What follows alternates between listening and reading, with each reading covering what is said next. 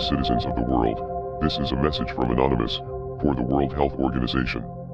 It is widely believed that you are a group that truly seeks to maintain the best public health around the world, but in the past few months, it has become apparent that you are more of a political organization than a public service. In fact, your allegiance to the governments that support you through massive financial donations has put the world in grave danger. The organization that you belong to has a very important responsibility, because it is trusted by most of the world for credible information. You are seen as the utmost authority on health information, and act as the arbiter of truth for up-to-date science on emerging diseases.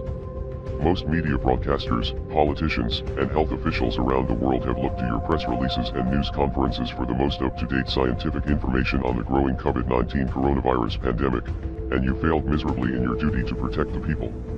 Your response to this virus has been a day late and a dollar short, every step of the way, beginning with your refusal to admit in the early stages of the outbreak that human-to-human transmission was taking place, when this fact was obvious to scientists and journalists around the world who were following the story and keeping up with the studies as they were being published. At the time, the Chinese government was doing its best to downplay the severity of the outbreak, and the World Health Organization acted as their mouthpiece, reporting whatever Chinese authorities told them to. As a result of this guidance, the entire world did not take the threat seriously, because everyone assumed that the World Health Organization could be trusted.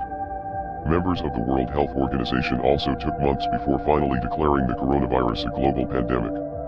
During press conferences in recent months, representatives of the organization insisted that they wanted to avoid declaring a pandemic prematurely because they didn't want to scare anyone or create a panic.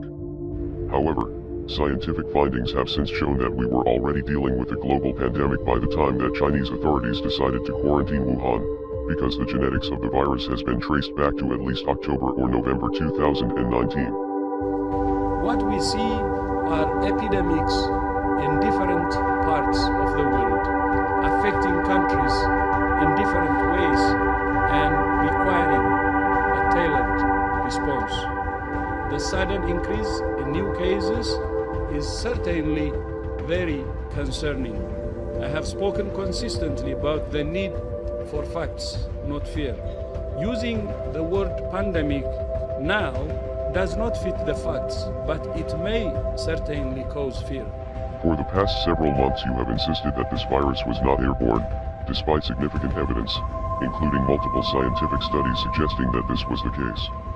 Now that the whole world is in lockdown, you have finally admitted that this virus can be transmitted through the air, despite the fact that numerous scientific studies since January have confirmed this to be the case.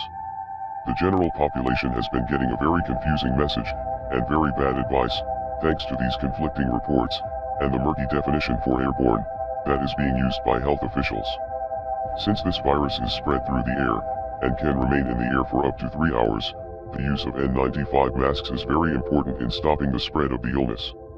Unfortunately, the United States and other undeveloped countries were caught off guard by the pandemic and are not prepared with enough proper protective equipment for medical health professionals, meaning that there certainly won't be enough to go around for the general population.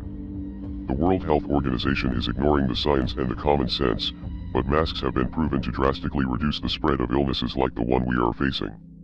There are many people in the United States who are learning this fact and are becoming upset about the lies that they have been told, and many of them are suggesting that the World Health Organization is helping the US government prevent panic by downplaying the importance of masks and transmission through the air.